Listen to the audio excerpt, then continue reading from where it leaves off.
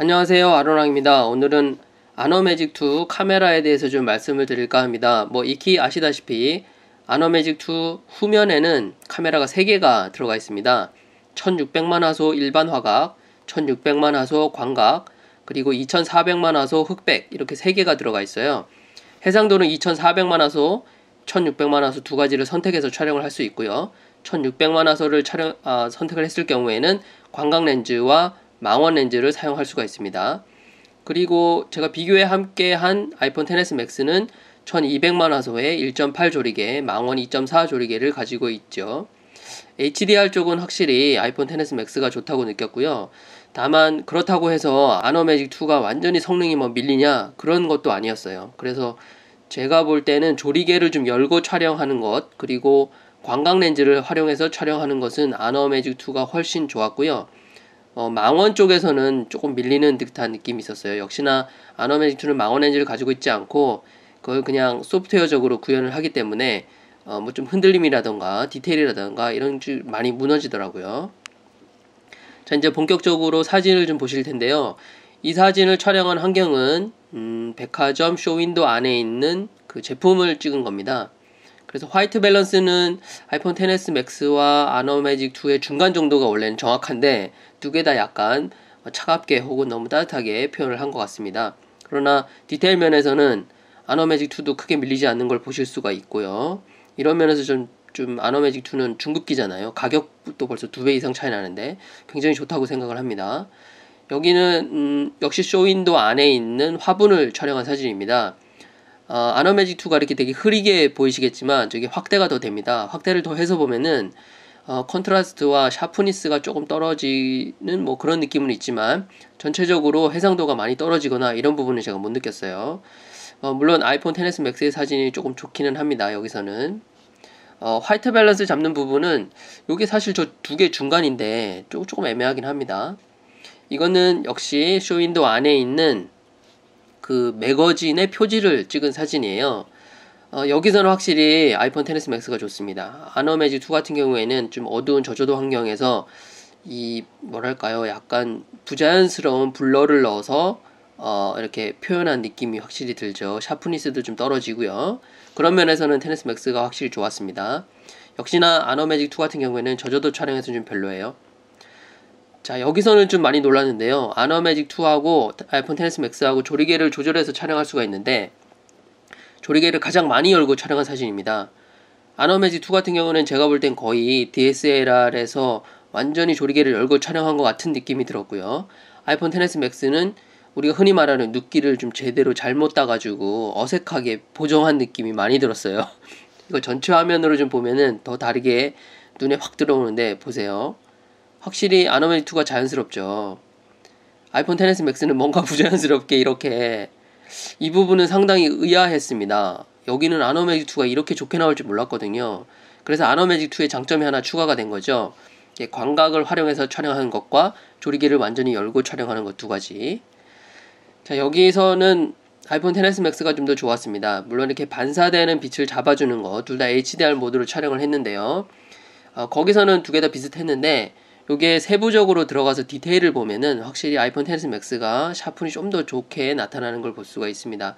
근데 아노매직2도 저걸 이제 포토샵에 가져가서 샤프니스 한 이 정도만 높여주면은 아이폰 XS 맥스가 크게 차이가 나지 않을 것 같다는 생각이 좀 들었어요. 물론 저 안부를 보시면은, 경계선의 안부를 보시면 아이폰 XS 맥스가 좀 더 잘 표현하고 있다는 건 보여지는데, 그렇다고 해서 이게 아노매직2 여기 사진이 완전히 쓰레기냐 이런 것도 아니거든요.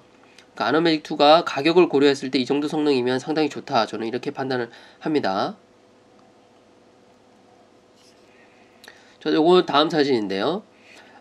여기서도 확실히 이 쇼윈도우로 들어오는, 윈도우를 통해서 들어오는 햇빛으로 반사광을 또 촬영하고 이렇게 했는데, 여기서도 아이폰 XS 맥스가 좀 더 좋았습니다. 그 광고판 옆에 보시면은 벽과 그 사이의 경계를 보시면 돼요. 거기 보시면 HDR이 좀 더 디테일이 살아있고 잘 표현이 됐죠. 아노매직2 같은 경우는 조금 이렇게 흐릿하게 표현이 됐고요. 그 부분에서 이제 차이가 확실하게 나고, 이제 선명도 부분에서 역시나 샤프니스가 한 이 정도 떨어지는 느낌을 받았어요. 근데 이거 보정으로 해결이 되는 부분이라서 이거 크게 나쁘다라고 말씀드리기 좀 애매한 면이 있습니다. 요것도 아까 쇼윈도에서 들어온 쇼윈도 안에 있는 제품을 촬영한 건데 사실 색 밸런스는 요 중간이 딱 맞는 것 같아요. 근데 중간이 안 나오고 둘 다 극과 극으로 갔는데 뭐 일단 화이트 밸런스는 좀 뭐 얘기하기는 좀 그렇고 이렇게 선명도를 보시면은 아이폰 XS 맥스가 확실히 샤프니스가 한 1, 2 정도 더 들어갔다는 느낌이 있어요. 네. 그러니까 요거는 글쎄요. 아노매직2가 원본 같은 느낌이고 아이폰 XS 맥스가 화이트 밸런스와 샤프니스를 줘서 보정을 한 느낌이고 굳이 따지자면 요런 느낌이 들었습니다. 두 사진은. 뭐 어떤 사진이 좋다 나쁘다라는 걸 평가할 수가 없었어요. 자, 이 사진에서도 역시 마찬가지인데요. 물론 아노매직2 오른쪽 사진 보시면 색이 좀 많이 빠져 보이죠. 그 부분은 좀 아쉬웠습니다. 그런데 저 뒤에 건물 쪽을 제가 이제 확대를 해봤거든요. 아이폰 XS 맥스가 채도가 조금 더 들어간 사진이 됐고 아노매직2는 색을 약간 뺀 사진처럼 보이죠.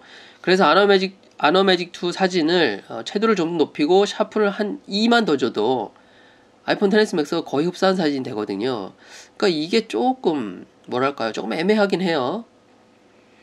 여기서는 저는 개인적으로 아노매직2 사진이 훨씬 좋습니다. 이게 정말 조리개를 열고 DSLR을 촬영한 느낌이 확실히 났어요. 그런데 세부적으로 확대를 해서 보면 아이폰 XS 맥스가 역시 선명도라든지 색을 잡는 그런 느낌이라든지, 근데 여기서는 아노매직2가 약간 역광이 먹은 느낌이 나서 오히려 느낌적으로는 아노매직2가 조금 더 좋거든요.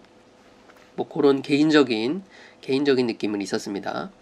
여기는 S9 플러스와 XS 맥스와 매직2 세 가지를 다 비교해 봤는데요.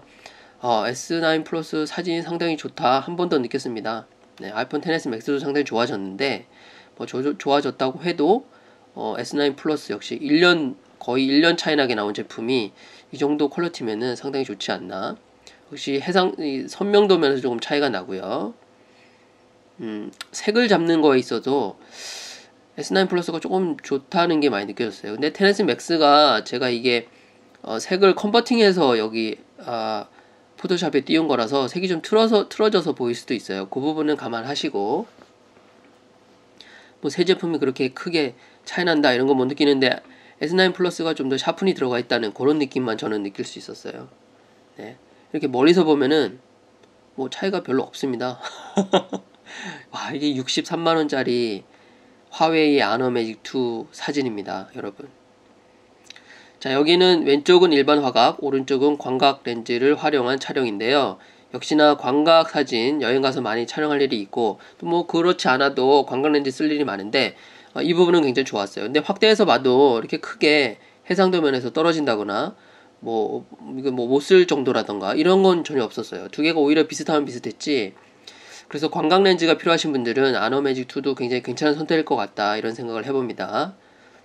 여기도 왼쪽이 일반 화각, 오른쪽이 광각 렌즈로 촬영한 사진입니다. 광각이 이럴 때 좋죠. 뭐 완전히 장점입니다. 이거는 사진도 괜찮게 나오고 1600만 화소니까요. 사진을 촬영하면서 계속 쭉 느끼는 거지만 이게 중급기에서 이 정도 퀄리티의 사진을 뽑아낸다는 거는 뭐랄까요, 정말 괜찮은 것 같아요. 가격 대비.